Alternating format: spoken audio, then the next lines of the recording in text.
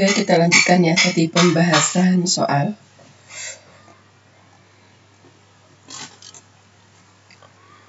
Bentuknya lingkaran tadi ya. Oke, kita bahas. Kita akan membahas mengulang kembali ya. Ini pelajaran fisika kali ya. Gerak jatuh bebas. Nah, rumusnya dari situ ya. Selama ini pasti tahu ya kalau kecepatan itu jarak itu adalah kecepatan dikalikan dengan waktu. Nah, ini rumusnya ya. Dimana untuk menentukan Z-nya yaitu ketinggian ya, vertikalnya, jarak secara vertikal, rumusnya ini. Nah, sama dengan setengah GT kuadrat. Rumusnya ini. Nah, dari situ kita itu ingin menghitung Y-nya ya.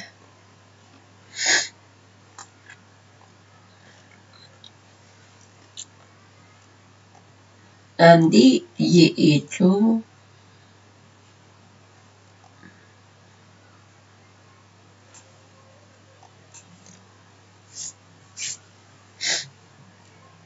ini tuh Y itu yang ini.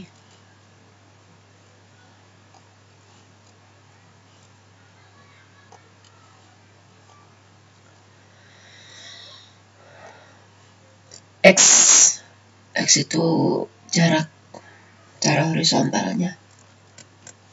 Berarti ini X tuh ini. X. V itu debit ya, kecepatannya. Kemudian Y itu mana? Y itu ini. Nah, ini Y-nya. Vertikal, oke. Ini rumus-rumusnya X sama dengan kecepatan kalikan dengan waktu. Kemudian Y itu adalah setengah GT kuadrat vertikalnya. Kemudian kita eliminasikan nilai dari X ya. Ini kan X sama dengan V kali T. Berarti T sama dengan apa? T sama dengan X dibagi V. Gini ya.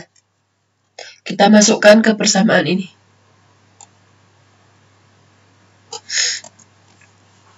Nah.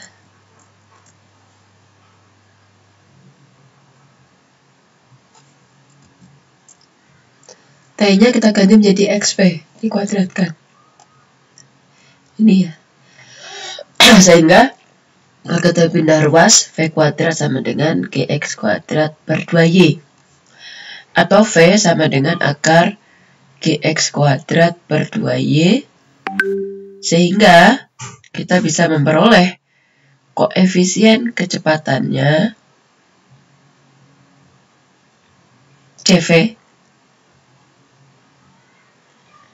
Atau kita kan tahu ya kalau V itu CV kali akar bagi ada di rumus sebelumnya ya.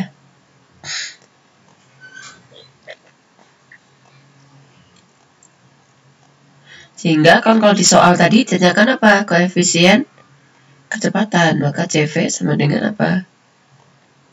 Bagi ruas V per akar 2G ya.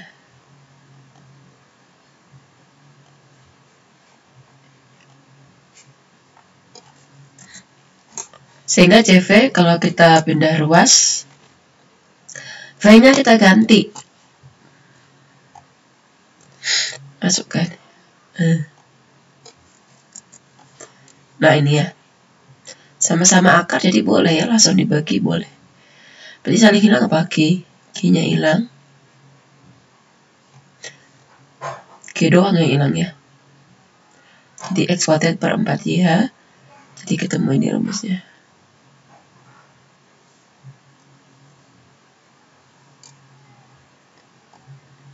CV-nya 0,935.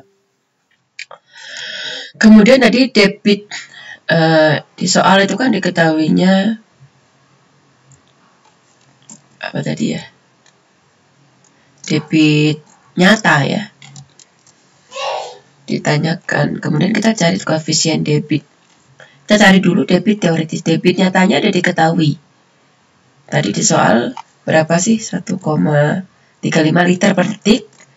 Jadikan meter kubik per detik, berarti dibagi 1000. Jadinya ini ya. Ini debit nyata. Kenapa nyata? Karena hasil dari pengukuran. Kalau debit teoritisnya, A kalikan V. 1/4 pi D kuadrat akar 2GH. Ketemu 0,0217 meter kubik per detik. Maka koefisien debit sama dengan Q nyata dibagi dengan Q teoritis. Hasilnya ini 0,622. Jadi tidak jauh beda ya dengan koefisien debit rata-ratanya. Terus ditanyakan lagi adalah koefisien kontraktanya ya.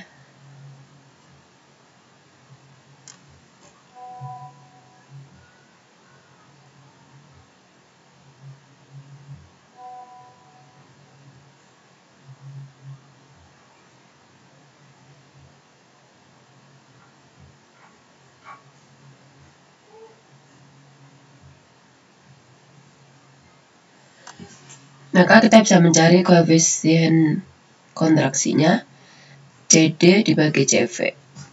Karena kan CD itu C kali CV ya. Jadi CC sama dengan CD dibagi CV.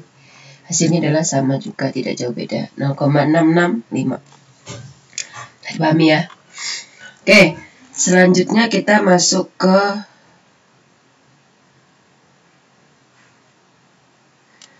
lubang kecil terendam.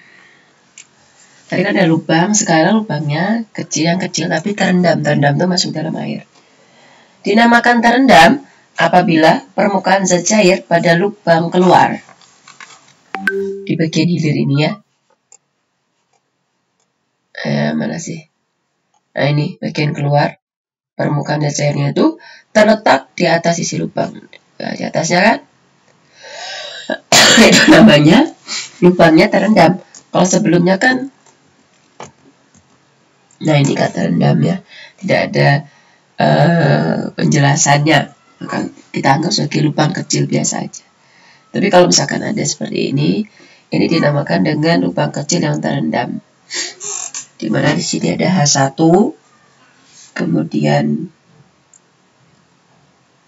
ini sebagai elevasi permukaan zat cair di bagian hulu, yaitu H1, kemudian di bagian hilirnya adalah H2. Lagi-lagi kita gunakan persamaan Bernoulli, nanti hasil akhirnya V itu adalah ini ya. Ini nanti ya. Panjangnya cuma secara singkat jadinya V sama dengan 2G kali H1 min H2. Itu V. V di mana? V di sini ya. Kecepatan di bagian hilir. Kalau di sini kan V-nya sangat kecil sekali. V2. Oke. Kemudian kita cari Q-nya. Debit aliran nyata. Ya. Debit aliran nyata itu CD koefisien debit dikalikan dengan A. Oh ini ya ketutup ya.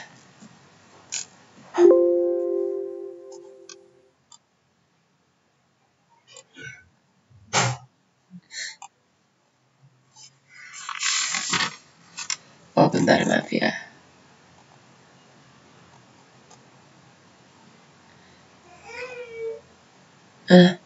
Akarnya ketinggalan.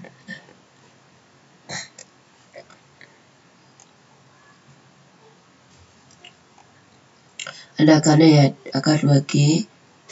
Jadi akar, ini jangan lupa akarnya. Atau H1 min H2, berarti selisih H1 dan H2 itu sebagai hanya. Ya, kita singkat ya. Selisih elevasi muka air Di hulu ini namanya hulu.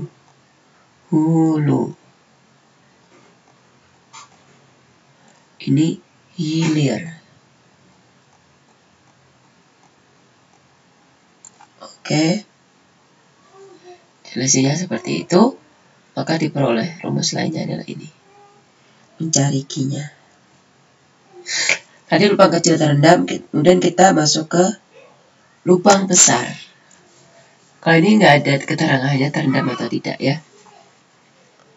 Untuk lubang besar, lubang ini misalkan kita anggap berbentuk persegi, dengan lebarnya adalah B, tingginya adalah D. Kalau ini tidak terendam, maka dia akan mengalirkan air bebas ya ke udara luar.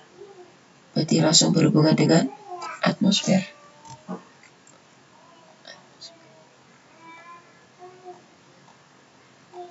Atmosfer ya. Di mana elevasi permukaan zat cair di dalam kolam itu konstan ya. Sebesar H, elevasinya itu yang konstan ini. Dari sumbu lubang, elevasinya konstan. Distribusi kecepatan ya pada vena kontraktanya ini, distribusinya adalah sebanding dengan akar dari kedalaman pada setiap titik. Makanya rumusnya itu V CV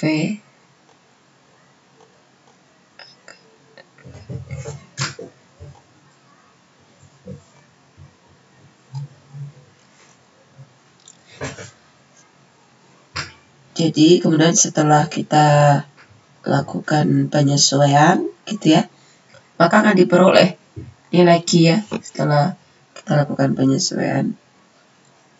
Q itu adalah ada pengintegralan gitu ya. Cuma langsung aja ya saya ini. Q adalah 2/3 CD kali B akar 2G. H 2 pangkat 3/2 per min H1 pangkat 3/2. Aduh maaf ya. Jadi yang di akar cuma 2G aja ya. Tidak semuanya.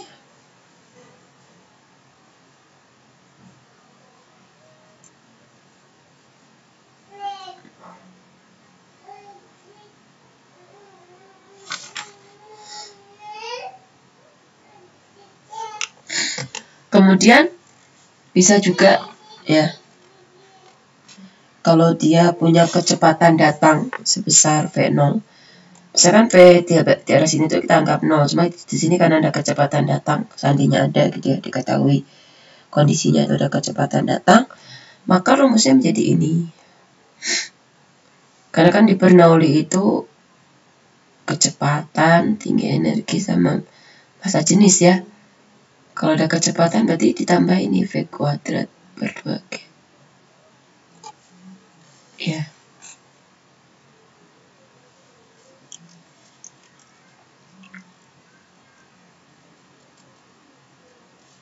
Tadi dan lubang besar yang tidak terendam.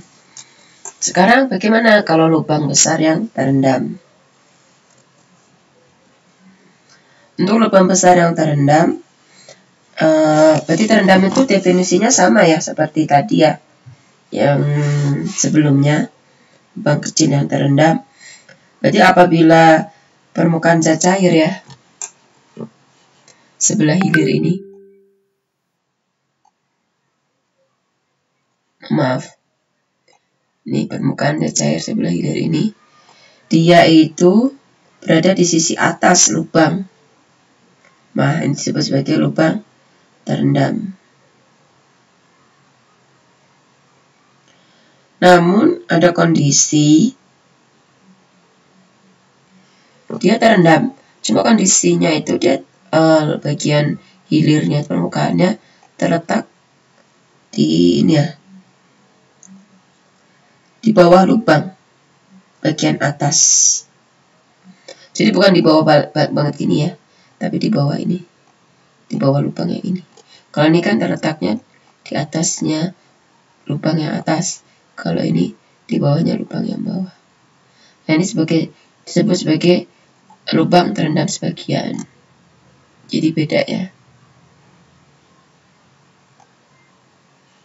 Kalau ini terendam semuanya, ini sebagian.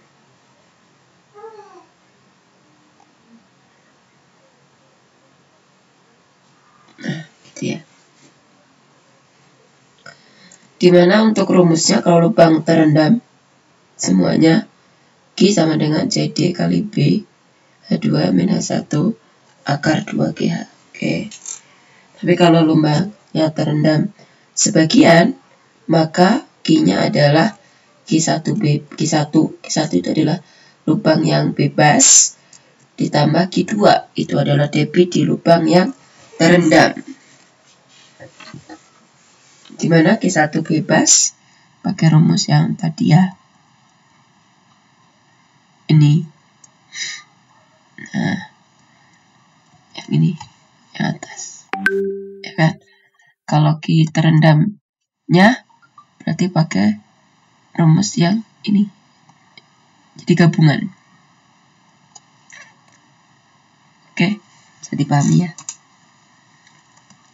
Kita masuk ke contoh soal. Emang paling enak kan rumus-rumus gini mah langsung ya contoh soalnya. Ada sebuah lubang besar berbentuk segi 4. Jadi dalam hal ini dia tidak terendam ya. Lebarnya 1 meter, berarti karena segi 4 ini sisinya berarti ya. Kedalamannya 0,5. Hanya berarti. Jadi kalau digambarkan ya.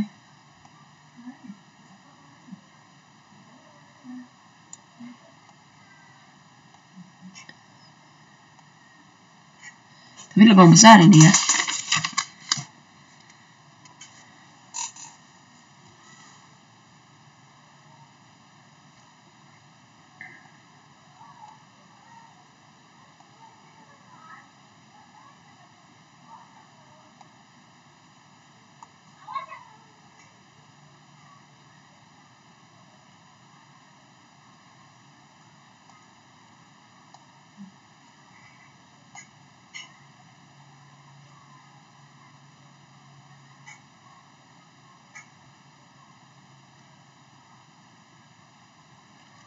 Maaf, bukan di sini.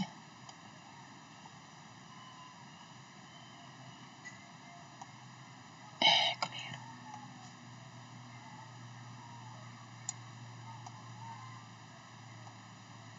Jadi ke dalam ini ya. Ini tuh yang ini. Setengah. Mengalirkan air dari satu tangki. Apabila evaluasi muka air di dalam tangki,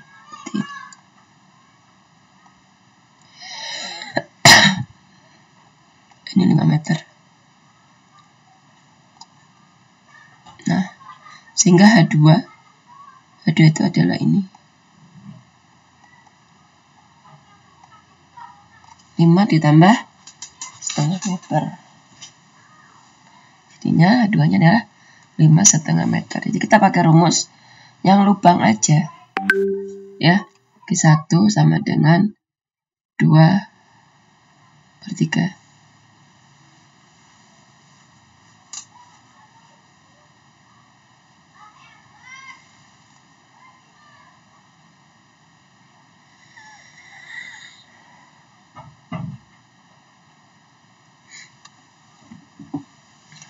Lagi ke rumus yang ini ya, yang lubang biasa.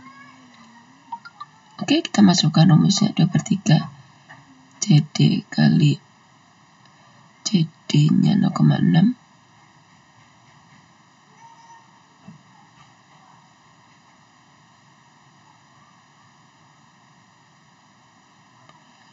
CD, oh kurang luas ya aja.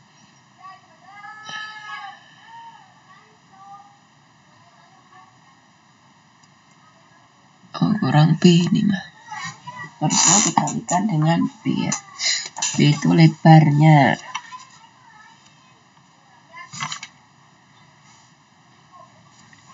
Maaf ya, ini berarti harusnya ada B di sini.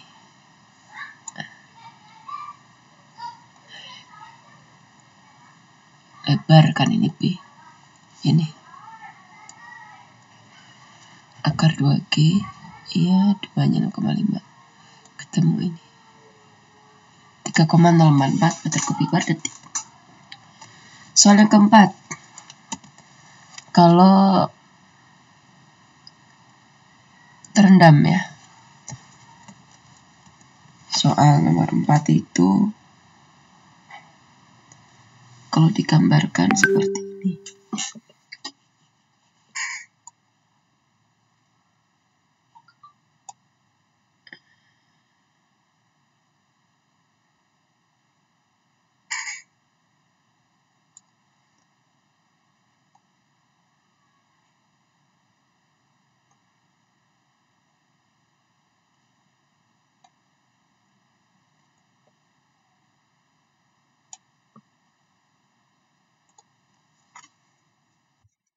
Lebarnya 1 meter.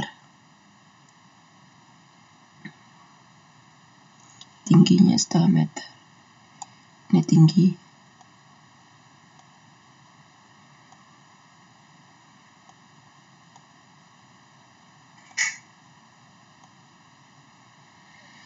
Elevasi muka air di hulu adalah 3 meter.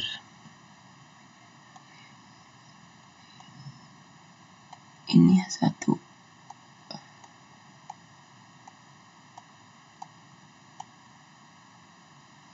Meter.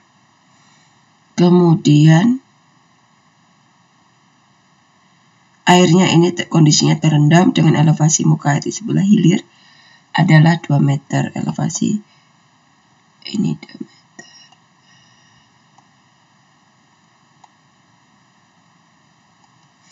Ini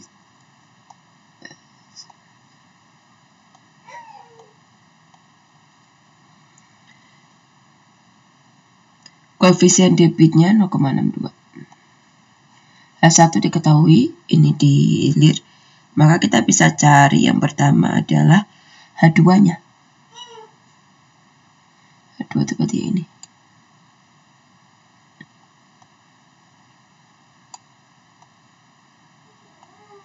Ini H2. Rumusnya berarti apa? 3 ditambah setengah ya. Ini. Maka H berapa rumusnya? Kalau itu H2, kalau dari gambar kelihatan berarti H1 dikurangi 2. 1 meter. Maka kita bisa menggunakan rumusnya adalah karena terendam ya.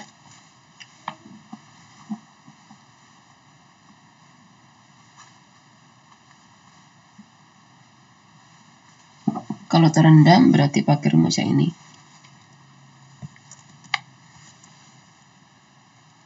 Nih.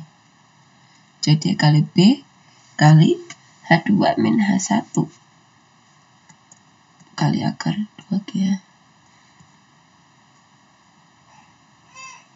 Ketemunya ini 1,373. Oke. Meter kubik per detik.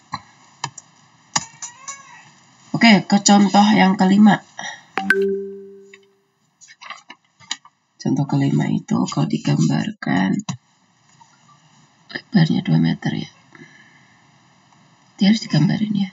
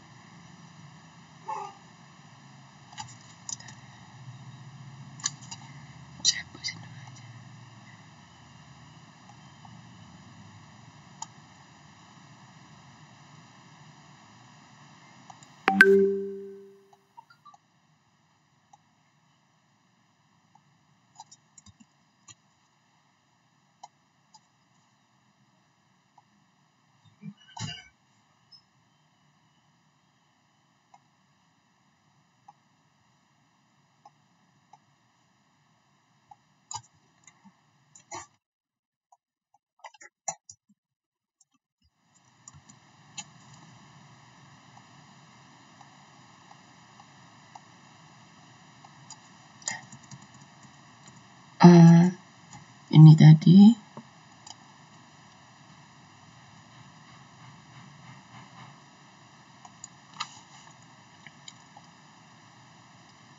dengan lebarnya 2 meter. Lebar tuh ini. Oh maaf, tinggi ini mah. Lebar tuh ininya ya. Jadi kalau kita lihat penampang, ini lebar B 2 meter. Ini juga 2. Elevasi muka pada sisi hulu 3. Berarti 3 itu segini.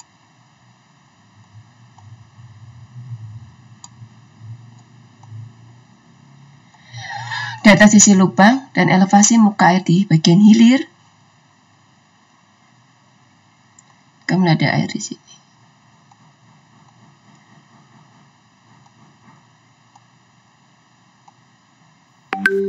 Meter.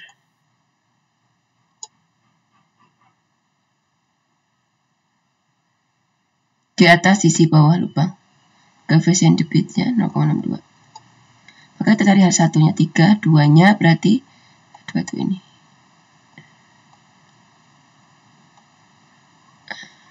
Ini ya. Hanya berarti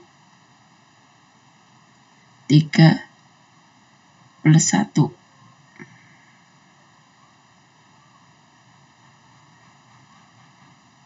4 ya.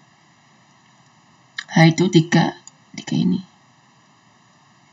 Tambah 1. 4 meter. Nah, aliran ini melalui setengah tinggi lubang. Bagian atas dapat ditinjau sebagai lubang bebas. Berarti yang sini itu adalah ini kan bagi 2 ya. Bagian ini adalah bebas. Sedangkan bagian bawah sisanya ini sebagai aliran tergenang. Sehingga kita pakai rumus yang terendam sebagian ya. Q sama dengan Q1 bebas ditambah Q2 terendam.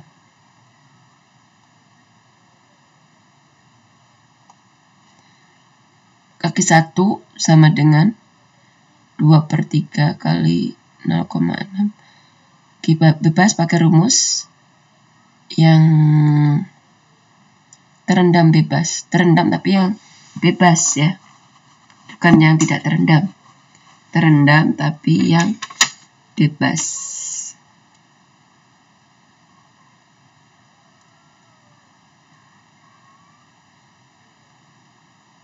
Ya, H2 minus 1 ya.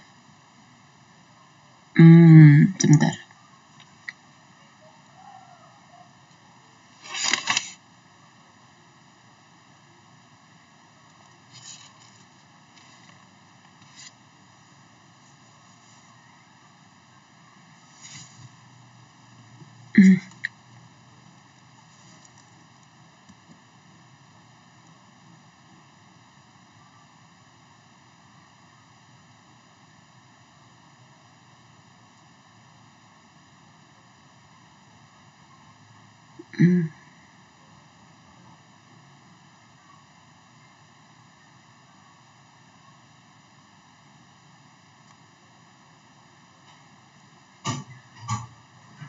Oh maaf, berarti bebas itu yang tidak terendam ya. Jadi yang tidak terendam, saya lupa. Ini yang tidak terendam. Tidak terendam itu pakai rumus yang nah ini ya. Tidak terendam. Kemudian yang terendam pakai yang terendam. Nih. CDB ya. Sehingga Q totalnya kan dihitungnya satuannya hati-hati, semua udah meter ya per detik. Tinggal dijumlahkan ketemu 21,3 meter kubik per detik. Itu saja ya. Untuk tugas nanti saya share di classroom ya untuk latihannya. Terima kasih. Assalamualaikum warahmatullahi wabarakatuh.